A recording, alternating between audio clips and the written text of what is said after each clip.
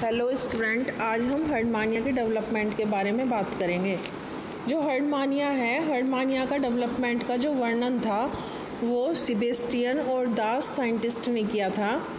इसमें development indirect होता है, जिसके अंतर्गत एक फ्री स्विमिंग, जिसे हम टेडपोल लार्वा स्टेज भी कहते हैं, उसका अध्ययन किया जाता है। इसके बाद इसकी फर्टिलाइजेशन देखें तो फर्टिलाइजेशन बाह्य होता है, और जो हर्डमानिया है वो हर्माफ्रोडाइट एनिमल है। इसमें किसी एक एनिमल में के जो मेल गैमेट्स हैं उसकी अपेक्षा जो फीमेल गैमेट्स है वो पहले मैच्योर होकर फ्री हो जाते हैं, और इसमें क्रॉस फर्टिलाइजेशन होता है। इसके बाद अगर इसकी हम एम्ब्रियोनिक या प्री ओरल डेवलपमेंट देखते हैं तो फर्टिलाइजेशन के लगभग आधा घंटे बाद जाइगोट का क्लीवेज या सेगमेंटेशन आरंभ हो जाता है। तो ये कंप्लीट होता है या होलोब्लास्टिक होता है। इसमें 64 जो सेल्स होती हैं उससे बनी हुई एक सीलोब्लास्टुला एक स्टेज है वो बन जाती है, और इसके अंदर की जो फ्लूइड से भरी हुई कैविटी है उसे सेगमेंटेशन कैविटी या ब्लास्टोसील कहा जाता है। इसके बाद इसमें इन्वेजिनेशन होता है, जिसके द्वारा गैस्ट्रुलावस्था बनती है, और इसके अंदर बनी हुई आर्केंटिनोन ब्लास्टोपोर द्वारा बाहर खुल जाती है। इसके बाद इसका लार्वल डेवलपमेंट है। तो अगर हम इसके लार्वल डेवलपमेंट को देखते हैं तो जो ब्लास्टोपोर है वो बंद होकर जो टेल होती है उसका रूडिमेंट्स डेवलप करता है। एम्ब्रियो लंबा होकर एक टेल्ड लार्वा बना देता है, और नोटोकोड की जो सेल होती हैं वो आर्केंटिनोन की रूप से अलग होकर लार्वा की जो टेल होती है उसकी सेंट्रल कोड बनाती है। इसके बाद फर्टिलाइजेशन के लगभग 8 घंटे बाद इसमें कोरियन और इनर फॉलिकल सेल द्वारा सिक्रीट एक एंजाइम विघटित होकर टूट जाता है, जिससे एक कंप्लीट लार्वा बाहर निकलकर फ्री स्विमिंग करने लगता है। इसके बाद आता है एसिडियन टेडपोल लार्वा की स्ट्रक्चर। तो इस टेडपोल लार्वा की स्ट्रक्चर को देखें तो जो एसिडियन लार्वा है वो एक छोटा टेडपोल लार्वा के समान दिखाई देता है, तो इसीलिए इसे टेडपोल लार्वा कहा जाता है। ये ट्रांसपेरेंट होता है, छोटा होता है और 1.2 मिलीमीटर लंबा होता है, और ये मूवेबल होता है।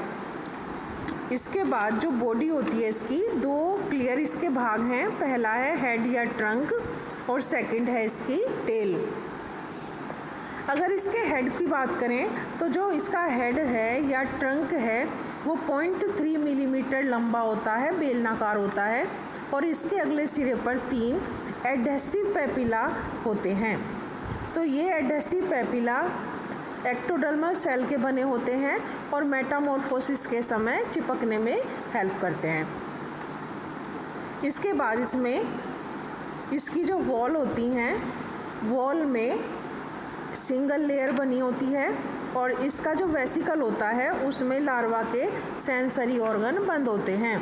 इसमें 2 ओसिलाई होती हैं, और एक इसमें ओटोसाइट या ओटोलिथ होता है जो बैलेंस बनाए रखने का काम करता है। इसके बाद जो सेंसरी वेसिकल है उसके ठीक सामने की ओर जो नर्व सेल हैं उनसे बना हुआ एक सेरिब्रल कोन होता है। इसके बाद इसमें माउथ जो होता है वो एंटीरियर डोर्सली पार्ट में प्रेजेंट होता है। यह है एक एलिमेंट्री कैनाल में खुलता है, जिसमें एक ब्रैंकियल सिफोनल, एक फेरिंग्स, एक ईसोफेगस, एक स्टमक, एक इंटेस्टाइन और एक रेक्टम होता है। जो एनस होता है वो एट्रियम की लेफ्ट साइड में खुलता है, और जो फेरिंग्स में एंडोस्टाइल इसमें वेल डेवलप्ड होती है। जो स्टार्टिंग है उसमें 1 पेयर बड़े गिल स्लिट्स बन जाते हैं, जो बाद में डिवीज़न द्वारा प्रत्येक ओर 6 स्टिग्मेटा बन जाते हैं। इसके बाद इसकी टेल की बात करें तो टेडपोल लार्वा की जो टेल है वो एक ट्रांसपेरेंट टेल है, और वो 0.9 मिलीमीटर लंबी होती है और सिरों पर से नुकीली होती है। जो नोटोकोड होता है वो एक स्केलेटन की भांति सपोर्ट प्रदान करता है और केवल टेल में ही सीमित रहता है। जो नोटोकॉर्ड का अगला सिरा है वो थोड़ा ट्रंक रीजन में निकला होता है और नोटोकॉर्ड के ठीक ऊपर एक खोखला नर्व कॉर्ड होता है और टेल में नर्व कॉर्ड पर गैंग्लिया लगे होते हैं जिनसे नर्व निकलती हैं। इसके बाद जो टेल होती है उसमें मसल्स के बैंड लगे होते हैं। अब बात आती है हैबिटेट और हैबिट्स की। तो टैडपोल लार्वा की हैबिटेट और हैबिट्स देखें तो एग से निकलने के ठीक बाद जो लार्वा होता है वो फोटो पॉजिटिव होता है।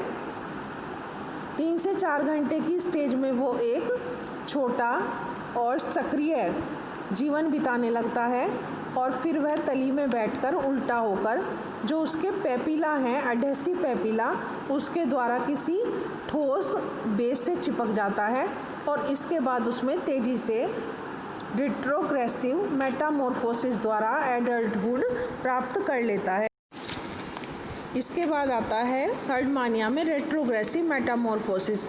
जो मेटामॉर्फोसिस है उसके अंतर्गत जो एसिडियन लार्वा है उसमें ये यूनिक टाइप होता है।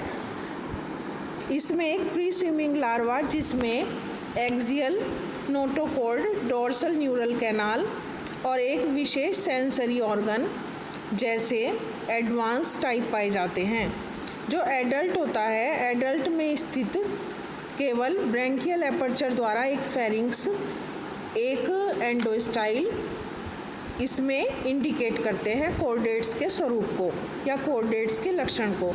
इस प्रकार का जो मेटामॉर्फोसिस है तो उसमें लार्वा के एडल्ट बनते समय डीजेनरेशन होता है। तो इसमें जो टैडपोल लार्वा है हर्डमानिया का उसमें 2 प्रकार का मेटामॉर्फोसिस आता है। पहला है रेट्रोग्रेसिव चेंजेस और दूसरा है प्रोग्रेसिव चेंजेस। जो रेट्रोग्रेसिव चेंजेस है उसके मीनिंग है कि उसमें कुछ जो लक्षण हैं या कुछ जो करैक्टर हैं वो समाप्त हो रहे हैं और जो प्रोग्रेसिव चेंजेस है उसके अंतर्गत या उसका मीनिंग ये है कि वो जो ऑर्गन्स हैं वो कुछ बन रहे हैं, एक्स्ट्रा बन रहे हैं। इसके बाद जो रेट्रोग्रेसिव मेटामॉर्फोसिस है या चेंजेस है उसके अंतर्गत कौन कौन सी स्ट्रक्चर का डीजेनरेट हो रही हैं तो उसका वर्णन किया गया है। तो सबसे पहले है जो टेल फिन है उसके सहित जो लार्वा की लंबी पूंछ होती है वो समाप्त हो जाती है। इसके बाद जो कॉर्डल मसल्स हैं, नर्व कॉर्ड है, नोटोकॉर्ड है, वो सब लुप्त हो जाती है। फेगोसाइट्स उनके टुकड़े करके खा जाती है।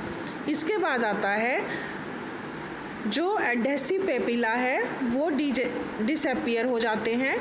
इसके बाद जो लार्वा के सेंसरी ऑर्गन है जैसे ओसिलाई है, ओटोसाइट्स है, वो भी टूटकर डिसअपीयर हो जाते हैं।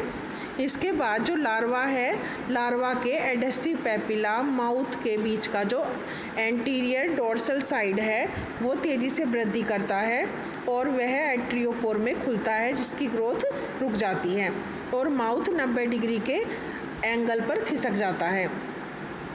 अब इसके बाद बात आती है प्रोग्रेसिव चेंजेस की।